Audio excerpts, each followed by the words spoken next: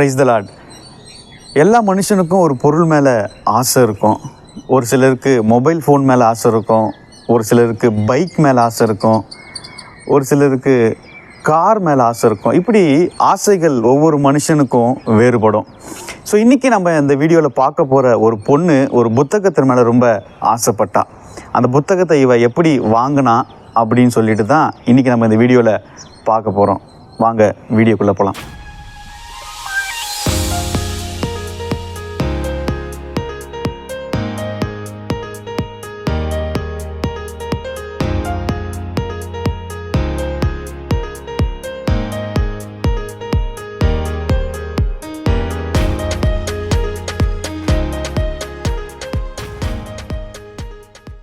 ஆயிரத்தி 1784 ஆண்டு இங்கிலாந்து தேசத்தில் இருக்கிற வெல்ஸ் என்ற கிராமத்தில் பிறந்தவங்க தான் மேரி ஜோன்ஸ்.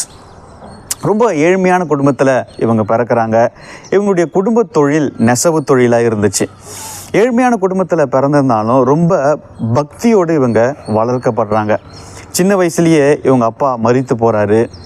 இவங்களுக்கு 8 வயசு இருக்கும்போதே ஆண்டவரை ரொம்ப அதிகமாக நேசிக்க ஆரம்பிக்கிறாங்க.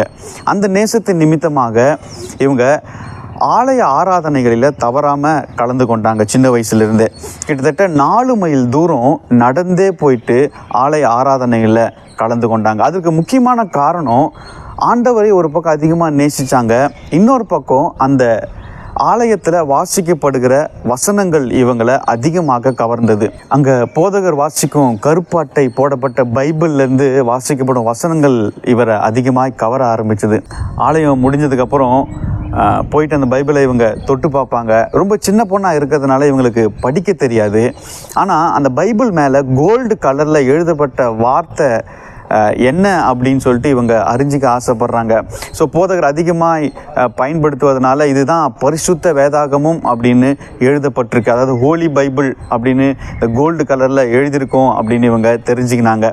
ஸோ அந்த காலத்தில் பைபிள் ஒரு அரிதான புத்தகமாக இருந்தது. ஸோ எல்லாருடைய வீடுகளிலும் இருக்காது. அது ஒன்லி ஆலயங்களில் மட்டும்தான் இருந்துச்சு.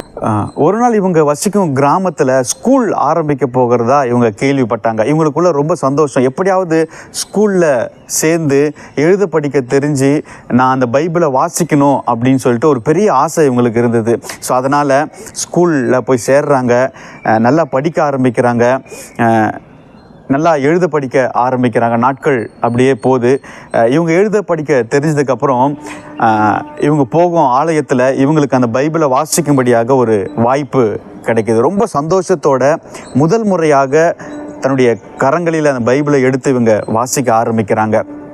ஸோ வீட்டுக்கு அவங்க அம்மா கிட்ட, அம்மா நான் எப்படியாவது பைபிள் வாங்கணும், எனக்கு எப்படியாவது பைபிள் வாங்கி கொடுங்க அப்படின்னு சொல்லிட்டு கேட்குறாங்க. ஆனால் அவங்க அம்மா, இது ரொம்ப காஸ்ட்லியான விஷயம், இதை நம்மளால் வாங்க முடியாது, அந்தளவுக்கு வசதி நம்மளுக்கு இல்லை அப்படின்னு சொல்லிட்டாங்க. ஸோ இந்த பாரம் மேரி ஜோன்ஸை ரொம்ப அதிகமாக பாதிச்சது. அதனால் எப்படியாவது நான் அந்த பைபிளை வாங்கியே ஆகணும்னு சொல்லிட்டு ஆசைப்பட்றாங்க.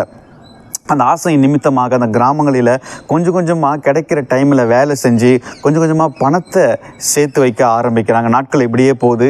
இவங்களுக்கு பைபிள் வாங்க வேண்டிய பணமும் சேருது. கிட்டத்தட்ட 6 வருஷம் வேலை செஞ்சு பணத்தை இவங்க சேர்த்து வைக்கிறாங்க. பாலா என்ற ஒரு கிராமத்தில் பைபிள் விற்பனைக்கு இருக்குது அப்படின்னு இவங்க கேள்விப்படுறாங்க. ஸோ இவங்க வசிக்கும் வெல்ஸ் தேசத்திலிருந்து பாலா என்ற கிராமம் கிட்டத்தட்ட 40 மைல் தூரம் இருந்துச்சு. ஸோ ஒரு நாள் காலையிலேயே இவங்க எழுந்து வெறும் காலோட அந்த கிராமத்துக்கு நடக்க ஆரம்பித்தாங்க, தன்னுடைய சேர்த்து வச்ச பணத்தோட. ரொம்ப தூரம் நடப்பிரயாணம், காடுகளிலும் மலைகளிலும் இவங்க நடந்து அந்த பைபிளை எப்படியாவது வாங்கணும்னு ஆசைப்பட்டு போனாங்க. ஸோ இவங்க போனதற்கு முக்கியமான காரணம் என்னென்னா அந்த ஆசை.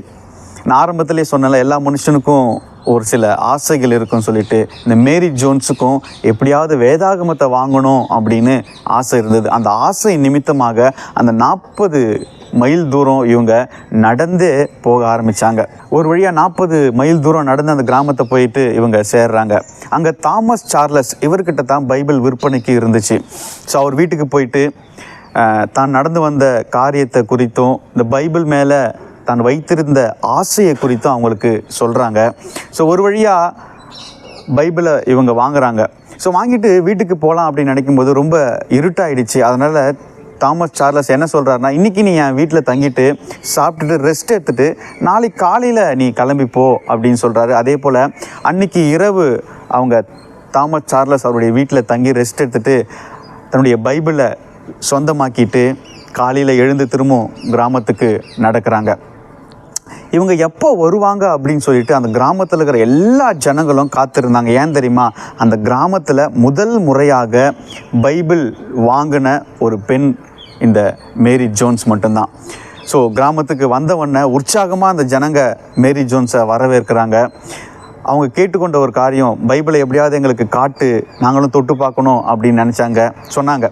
ஸோ அதே போல் அந்த கிராமத்தில் இருக்கிற எல்லா ஜனங்களுக்கும் அவங்க அந்த பைபிளை தூக்கி காட்டினாங்க. இந்த ஒரு பெண்ணுடைய ஆசை தாமஸ் சார்லஸை ரொம்ப அதிகமாய் பாதிப்புக்குள்ளே மாற்றினது.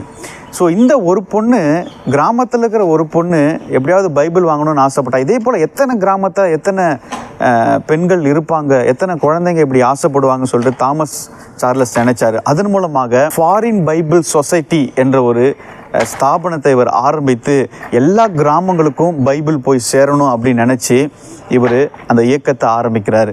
உலகத்தில் இருக்கிற எல்லா கிராமங்களுக்கும் பைபிள் கொடுக்கப்பட்டது. எல்லா கிராமங்களிலும் பைபிள் போவதற்கு முக்கிய காரணமாக இருந்தவர் தாமஸ் சார்லஸ்.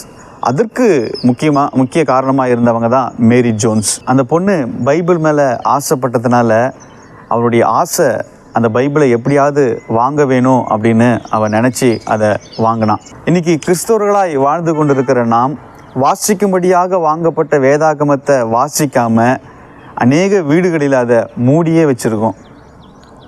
ஸோ வேதத்தை அதிகமாய் நேசித்த ஒரு பெண், அதிலிருந்து வாசிக்கப்பட்ட வசனங்கள் இவளை அதிகமாய் கவர்ந்தது, இவளுடைய வாழ்க்கையே அது மாற்றினது.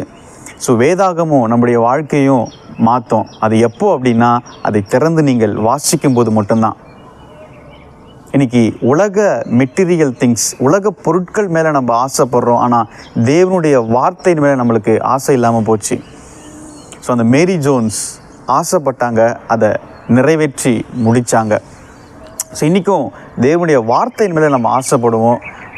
மூடப்பட்டிருக்க வேதாகமத்தை திறந்து வாசிக்க ஆரம்பிங்க. கர்த்தர் உங்களோடு பேச ஆரம்பிப்பார். உங்களுடைய ஆசையும் கர்த்தர் நிறைவேற்றுவார். தேங்க்யூ. God bless you.